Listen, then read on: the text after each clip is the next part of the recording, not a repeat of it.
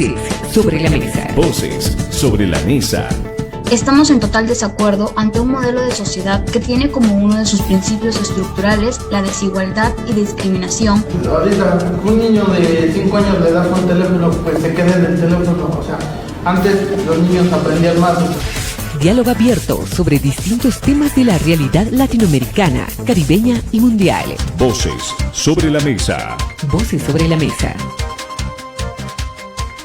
El pasado 8 de mayo de este 2025, fue elegido como nuevo Papa Robert Francis Prevost, que es justamente el Papa número 267 de esta Iglesia Católica. Adoptó el nombre de León XIV. Nació en Chicago, pero también tiene raíces peruanas. Una mirada a este nuevo Papa y cómo va a ser su presencia en esta América Latina y el Caribe. De eso estaremos hoy conversando en este programa Voces sobre la Mesa. Les damos la más cordial bienvenida si usted en América Latina y el Caribe está pendiente de esta producción, que es el esfuerzo de muchos centros, de muchas asociadas de ALER.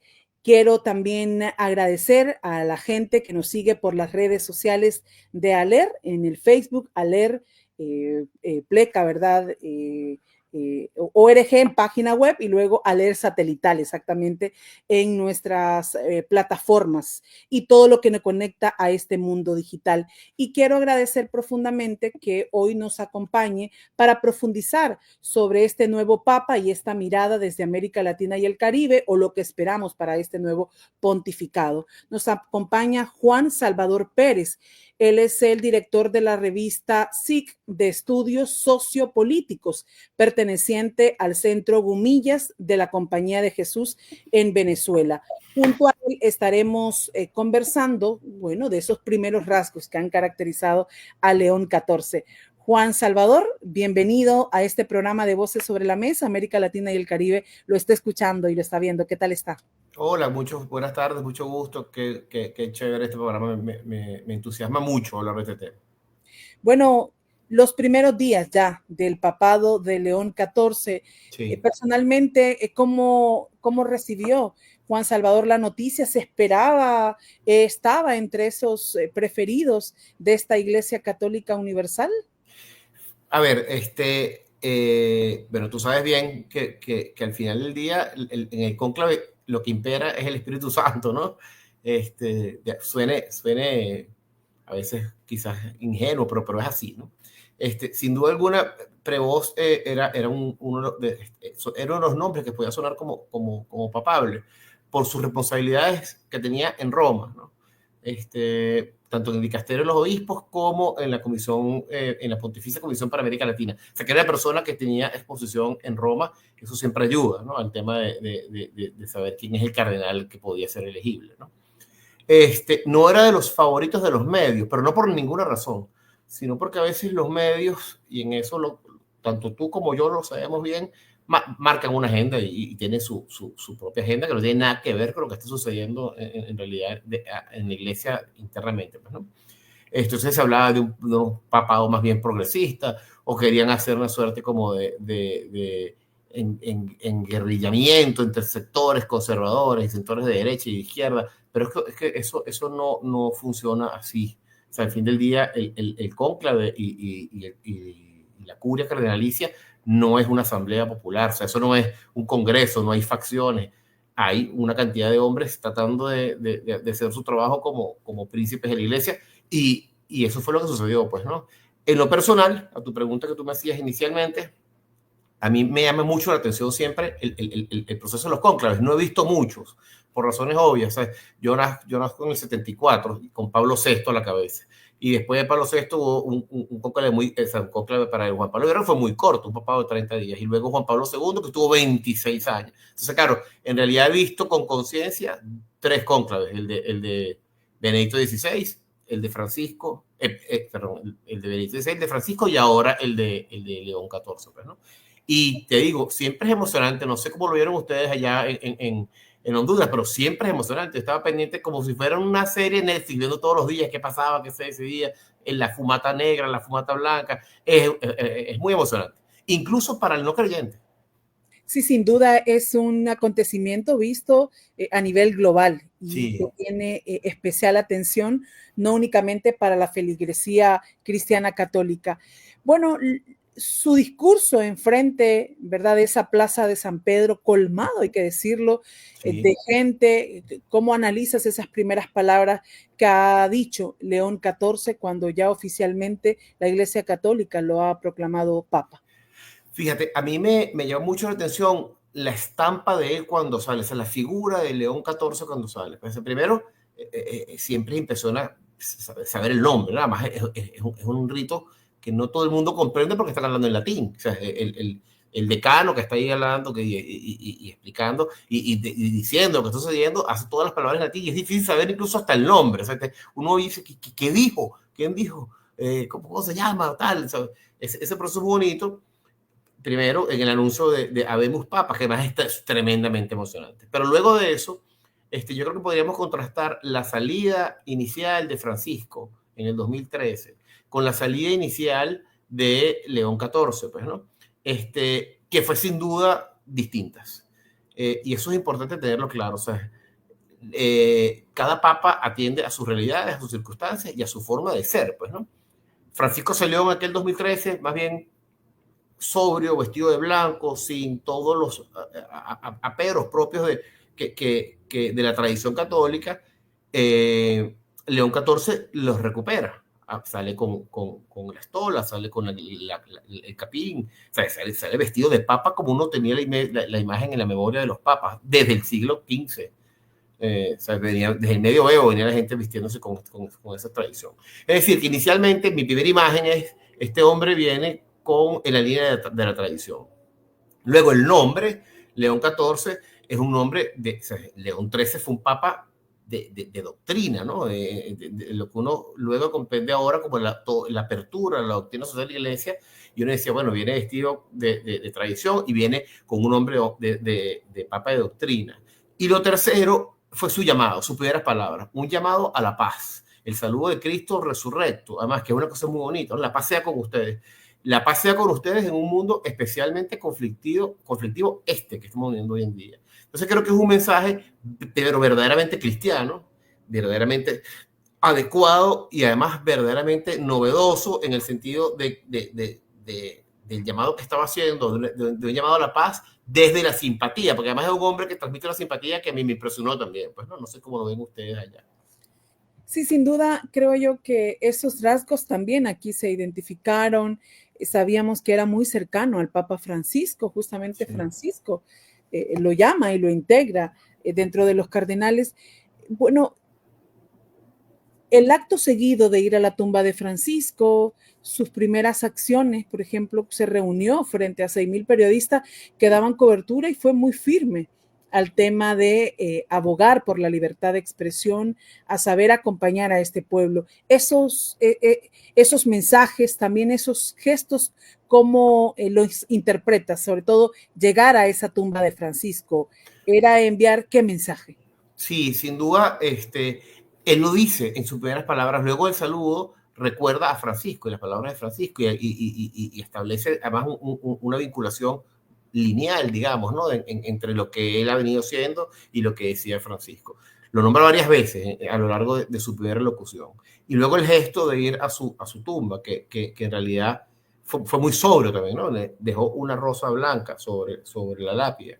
Eso también es muy bonito, sin duda alguna, representa, pero además eso no es únicamente una cosa de él con Francisco, o sea, de León XIV con Francisco. Es una tradición de los papas, ¿sabes? En líneas generales históricamente. O sea, el papado desde Francisco hasta este papa número 200, o sea, en línea recta 267 papas, han mantenido siempre una línea y una continuidad, que es justamente lo que es la gran fortaleza de la Iglesia Católica. O sea, en 2000 años no ha habido un papa que diga lo que dijo el papa anterior queda anulado, o el papa dos anteriores queda anulado. O sea, siempre ha habido una continuidad, porque al fin del día, repito, puede resultar antipático para el no creyente, pero es que al final del día esto es una obra de Dios y está avanzando el Espíritu Santo manteniendo esa línea recta, pues, ¿no? Ese mensaje único, pues, ¿no? Eso sin duda, pues, ¿no? Y bueno, ¿cuáles crees, a partir de esos primeros pronunciamientos, las primeras palabras, símbolos que ha tenido, que podría ser su aporte a esta Iglesia Católica que, bueno, Francisco dio algunos rasgos del tema de mayor participación de la mujer, o siempre los reclamos de las minorías, el tema del cuidado de la casa común? ¿Cómo va a ser, crees, el papado de León XIV, tomando en cuenta estas temáticas que para América Latina y el Caribe son fundamentales? Sí, a ver, es importante que hagamos una distinción entre lo que yo creo y entre lo que yo espero. Yo espero que sea, honestamente, para mí Francisco fue un papa espectacular, pues, y el legado de Francisco, que valdría la pena, no sé si tenemos un ratito de dedicarle un poco a esos grandes cambios de Francisco, porque no tiene sentido que hablar de lo que va a hacer León XIII de León XIV sin hablar de lo que dejó Francisco. Entonces, a ver, Francisco, en líneas generales, fue un papado de la misericordia, y eso es un mensaje espectacular en un cristianismo, en un catolicismo que a veces parece como muy duro, muy rígido, muy de formalidades, pues, ¿no? La fama que tiene el catolicismo en el mundo siempre es como de conservador. No pasa en América Latina. América Latina, y aquí voy con una temeridad de mi parte, en líneas generales, Prevost, o sea, el León XIV, es americano, es norteamericano, como tú comentabas, en Chicago, ¿no? Pero al mismo tiempo es peruano. Es decir, tenemos dos papas americanos y podríamos animarnos a decir que dos papas suramericanos en línea. Entonces, uno tras otro. Eso no es un dato menor, porque la Iglesia en América Latina, aparte que es una religión, la Iglesia Católica, aparte que es la religión imperante, es el lugar donde efectivamente desde los siglo XX, años 60, se apostó a la evangelización de América Latina. Entonces, para nosotros latinoamericanos, el primer gesto del Papa que hablara en español tampoco es baladí. O sea, eso no nada más es un romanticismo de que un saludo a la gente del Perú, que sí, efectivamente lo fue, pero al mismo tiempo es un mensaje muy poderoso. O sea, al mismo tiempo es un mensaje que dice, señores, no lo dijo así, pero yo puedo interpretarlo, señores latinoamericanos, señores católicos de hispanoamericanos y a latinoamericanos, atención que este papado cuenta con ustedes. Entonces, al fin del día, los papas se conocen por tres cosas importantemente, ¿no? O sea, y fundamentalmente. La primera, las encíclicas y los documentos pontificios que dejen. O sea, es imposible decir, a mí me cae mal el Papa Pablo VI, ¿has leído algo de él? No, entonces no, ya ahí comienza un error, hay que revisar. Entonces, para poder conocer un papa, que ver qué escribe, sus documentos que deja, más allá de las esperanzas que yo pueda tener de que lo haga bien, él tiene que empezar a producir documentos, líneas, contenidos, cartas encíclicas, etcétera, ¿no? Eso es lo primero. Lo segundo es su actitud personal. O sea, cómo es este señor al trato cotidiano, son los gestos que tiene. O sea, va a volver a la tiara y al aspecto de un papado medieval o un papado del siglo XIX decimonónico, o va a seguir siendo un papa, que yo estoy seguro, en eso tengo dudas, va a ser un papa del siglo XXI. Y el siglo XXI se remonta justamente, y el gran quiebre de la línea del papado es con León XIII, o sea, ¿cómo se dice? Su tocayo del siglo XIX, que es el que comienza con toda la reforma de la doctrina social de la Iglesia y a hacer un planteamiento que podemos decir de sensibilidad social de la Iglesia que no ha tenido nunca en ciento y tantos años la Iglesia. Y la tercera cosa, por lo que uno conoce un papa, es justamente por el efecto que produce en la gente. ¿Sabes? Y eso es muy bonito. O sea, Francisco, al cierre de su pontificado, hace un mes, aumentó la feligresía de los católicos a 1.400.000 millones de católicos. Venía en ascenso la Iglesia Católica desde el año 2021, desde la pandemia. O sea, tanto los documentos pontificios como el ejemplo personal de Francisco, como la capacidad de influir y de tener, digamos, influencia real e inspirar a la gente normal, son las tres cosas importantes de Francisco, que seguramente van a ser también, y quisiera yo creerlo, que van a ser también las de León XIV, pues, ¿no? ¿Sabes? Ahí está la clave de un papado, pues. Y en torno a los documentos, lo que hablabas, justamente creo yo que lo que habla de un pontificado es ese legado que deja. De forma particular, Juan José Pérez, ¿cuál cree que es el mejor aporte del Papa Francisco en torno a dejar sentada una postura de parte de la Iglesia frente a ese contexto? ¿Cuál crees que Para mí el gran mensaje de Francisco está en la Fratelli Tutti, o sea, en todos hermanos.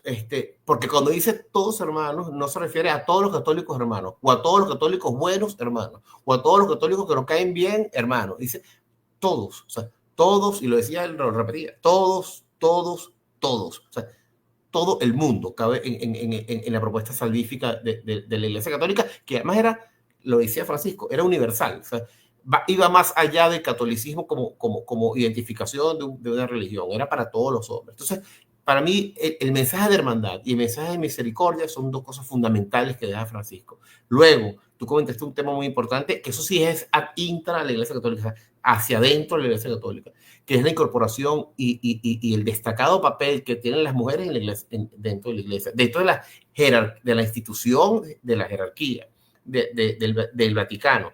La persona número uno, o sea, el jefe de Estado del Vaticano, la gobernadora del Vaticano, es Rafaela Petrini, que es una hermana, mujer, por supuesto, sumamente bien preparada, pero además es mujer. Pues eso ya es primero es en la historia en 100 años, más de 100 años que tiene el Estado del Vaticano, luego los Estados Pontificios, que es una mujer la que asume este cargo. Eso no es menor. La persona que asume todo el liderazgo y tiene bajo su responsabilidad los museos vaticanos es otra mujer, laica, también. Y así. O sea, la segunda a bordo en todo el tema del sínodo, de la sinodalidad, era una mujer también. Entonces, claramente, el papel de las mujeres para Francisco, yo creo que es imposible que eso se eche para atrás, Yolani. O sea, ¿por qué? Porque no es que, eso no es por cuotas, o sea, necesitamos que hayan 15 mujeres, no, es que son mujeres preparadísimas, que hacen un trabajo espectacular, que es imposible que lo echen para atrás, y que evidentemente se abre una puerta que no puede detenerse. O sea, eso es un cambio importantísimo de Francisco, sin duda alguna, pues, ¿no? Juan Salvador, para solo profundizar, pero será porque, digamos, lo impulsó el Papa y ya está, digamos, eso ganado dentro de la Iglesia, o en este caso podríamos esperar más del pontificado de León XIV, de que siga insistiendo ese papel protagónico de las mujeres en esa Iglesia. Sí, yo creo que coinciden las dos cosas. O sea, coincide el convencimiento del sumo pontífice, en este caso Francisco. Me atrevería a decir que va a ser lo mismo con León XIV, y no quisiera, contar los pollos antes de nacer, pero me atrevería a decir que es lo mismo, porque además, o sea, que va a ser lo mismo, pero además ocurre justo al lado de la posición personal de un pontífice, los tiempos. O sea, y eso sí es una cosa o sea, es decir, o sea, los signos de los tiempos, lo que está ocurriendo en la iglesia, en la gente, en la calle, en la feligresía, en los países, esas cosas también repercuten en el papado. O sea, León XIV es el primer papa, y eso sí es importantísimo, es el primer papa post-Vaticano II, o sea, post-conciliar. O sea, este es un papa que de verdad que vivió la misma iglesia que hemos vivido nosotros. Nosotros los que estamos hoy en día aquí, o sea, ya Francisco era un hombre mayor, aunque él no fue miembro activo o parte activa en el Concilio Vaticano II. Ratzinger, Benedicto XVI sí, y Carlo Bottila, Juan Pablo II también eran los teólogos, grandes teólogos del Vaticano II. Este Papa, León XIV, debería ser un Papa distinto. Este Papa creció oyendo los Beatles en la radio, o sea, el rock and roll, y montando bicicleta, y en una calle de Chicago, de una ciudad urbana. O sea, es decir, o sea, esto es un Papa de nuestros tiempos. O sea, es muy difícil que eso no haya permeado en su forma de comprender y de vivir, de entender el mundo. Entonces, es un hombre que viene de Latinoamérica, que eso es una cosa muy bonita también. O sea, el episcopado latinoamericano es muy diferente al episcopado de otros lugares del mundo. Yo no los conozco todos, evidentemente todos los obispos del mundo, pero lo que sí conozco son los obispos latinoamericanos. Y los obispos latinoamericanos no son unos tipos que andan en un carro con un chofer, con una escolta, en un palacio. Son gente de calle. O sea, los obispos en Venezuela andan en la calle, andan en los pueblitos y conociendo, y los obispos en Perú también, y los obispos en Honduras también. Entonces, y Prevost, o sea, que León XIV es un obispo latinoamericano de calle. O sea, y lo que uno ve en los videos, que ahora que es tan bueno esto del internet, esa cantidad de videos de un Prevost sencillo, dando siendo un pastor de su gente en Perú, etcétera, en reuniones con gente, poblaciones, contando chistes, siendo anecdótico. Eso es un obispo de hoy en día. Eso es un hombre que tiene permeado completamente la realidad de Latinoamérica y la dinámica latinoamericana y la dinámica del mundo. Entonces yo no creo que haya un retroceso en ese aspecto. No lo creo. Apuesta del Papa Francisco en torno a la defensa de la casa común, ¿verdad? Sí. Tiene un planteamiento muy firme en torno a la exhortación querida Amazonía y a la encíclica Laudato Si. Sí. Eso también, y lo pregunto porque, bueno, León XIV viene de un Perú, ¿verdad? De la parroquia de Chiclayo, sí, que también siente muy, creo yo, muy en el corazón lo que está viviendo la Amazonía en América Latina, pero también ese vínculo entre pueblos originarios con el tema de los bienes comunes y de los territorios. ¿Qué aporte crees que puede dar León XIV a todo este tema de la casa común? Fíjate, es que lo más bonito, pues, la palabra no es bonita, pero lo más esperanzador para mí del nombre León XIV es que cuando León XIII, en 1891, o sea, hace más del siglo XIX, saca la encíclica que abre la puerta a la doctrina social de la Iglesia, la llama las rerum novarum, o sea, es las cosas nuevas. Hoy en día, el reto de este pontificado particular son las cosas nuevas de este momento. O sea, es decir, cada papa tiene que atender a las realidades de su momento. Y volvemos al mismo punto. O sea, tú lo dices muy bien. O sea, este es un hombre que conoce el problema y la cultura de la ecología de la Amazonia, de la Amazonía. Y eso únicamente puedes saber de lo que estás hablando si viviste allí. O sea, esa relación con la tierra, esa relación con lo ancestral, esa relación con todos los pueblos indígenas aborígenes. O sea, eso en Perú es una realidad palpable, evidente. O sea, no tiene que irse a buscarlo en una espeleología debajo de la tierra. Es una cosa que se ve muy rápido, ¿no? Y evidentemente el tema y la causa de la casa común, eso ya también es de nuestras generaciones, eso ya es un hecho.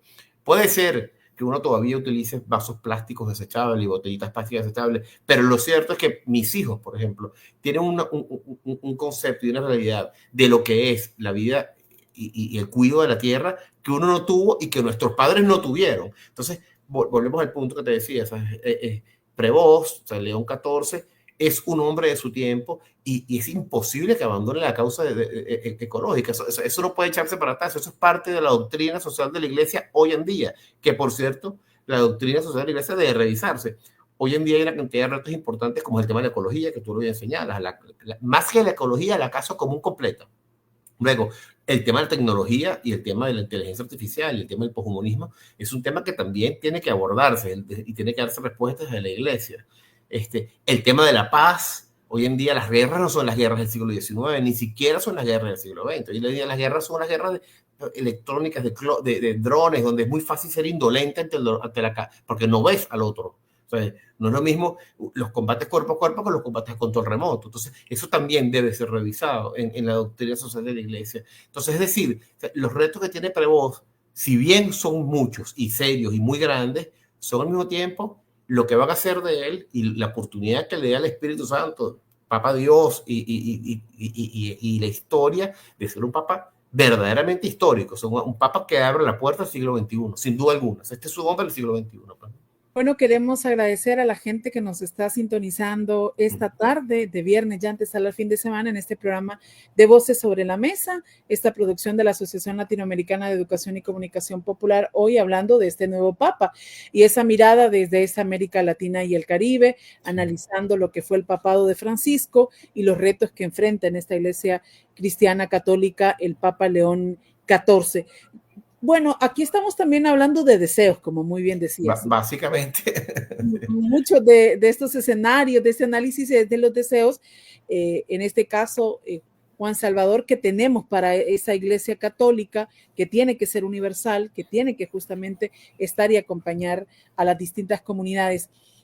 Yo creo que por la vara alta, decimos aquí, que dejó Francisco, hay siempre mucha ilusión de qué va a hacer León XIV, pero sin duda tienen que tener diferencias, porque es un nuevo papado, también van a ser nuevos tiempos los que enfrentará. En ese deseo, ¿cuáles crees que tienen que ser las diferencias entre ese papado de Francisco y el que acaba de emprender León XIV? Fíjate, esta pregunta te lo voy a responder desde lo más profundo de mi corazón, porque en realidad, si bien es cierto que vienen dos figuras muy fuertes, que fueron Juan Pablo II, con 26 años pontificado, luego Benedicto, que fue una suerte digamos, de paréntesis, ¿no? Pero luego vino una figura muy dura, muy fuerte, muy dominante, muy bueno, argentino, además, Francisco, pues, ¿no? Latinoamericano, con todo aquel ímpetu.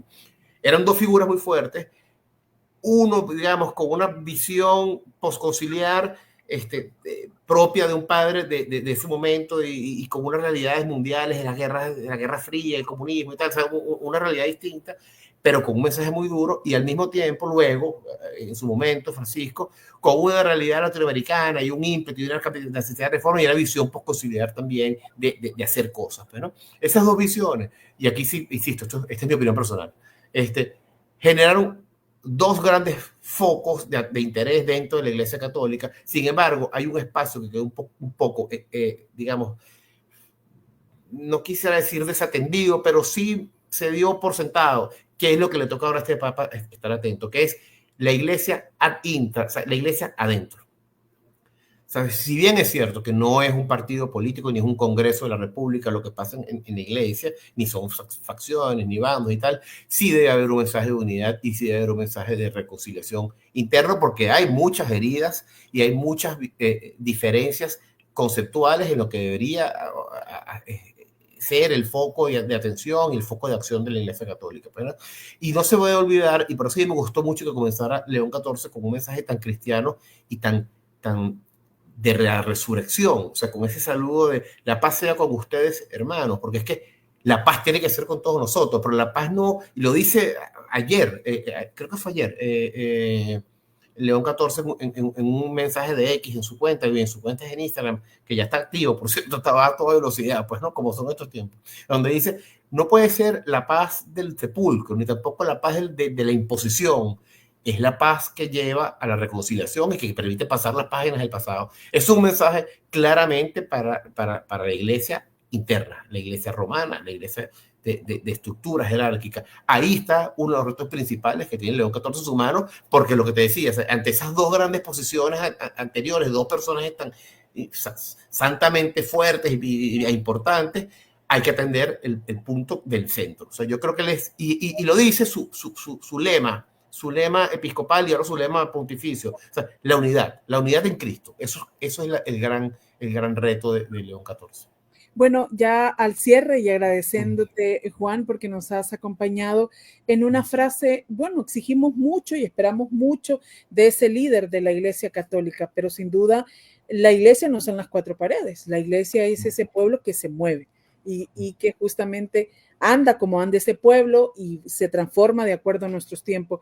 ¿Cuál tiene que ser la actitud de un buen católico, de una buena católica que le apueste y que fortalezca a estos papados? ¿Cuál crees que que sea esa actitud que tenga la feligresía, ¿verdad? Y que le exija también a ese papado. Nosotros tenemos que ser como católicos la coherencia.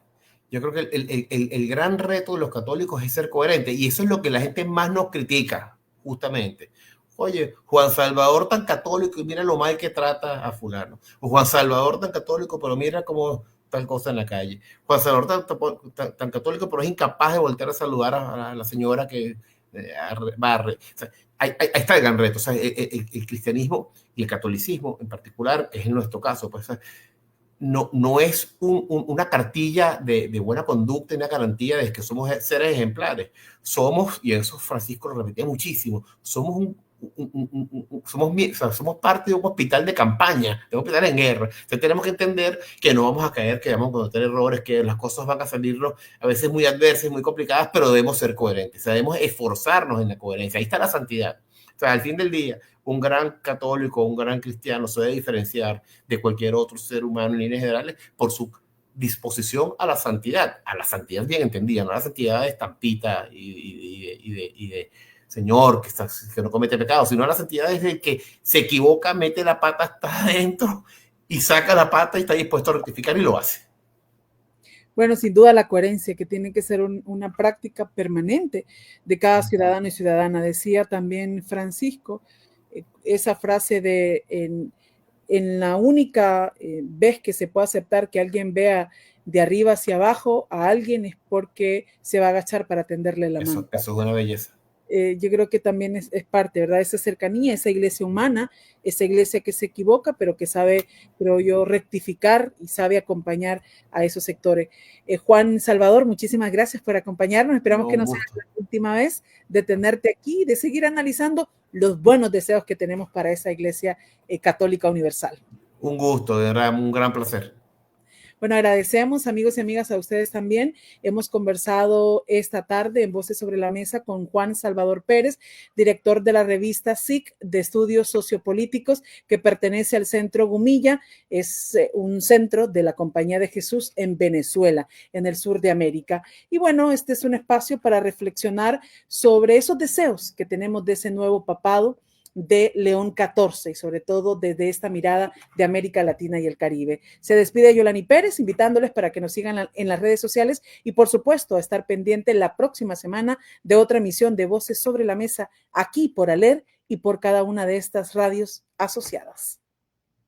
La Asociación Latinoamericana de Educación y Comunicación Popular, ALER, presentó Voces sobre la Mesa. Voces sobre la Mesa. Estamos en total desacuerdo ante un modelo de sociedad que tiene como uno de sus principios estructurales la desigualdad y discriminación. Ahorita un niño de 5 años le das un teléfono, pues se queda en el teléfono. O sea, antes los niños aprendían más. Diálogo abierto sobre distintos temas de la realidad latinoamericana, caribeña y mundial. Voces sobre la Mesa. Voces sobre la Mesa.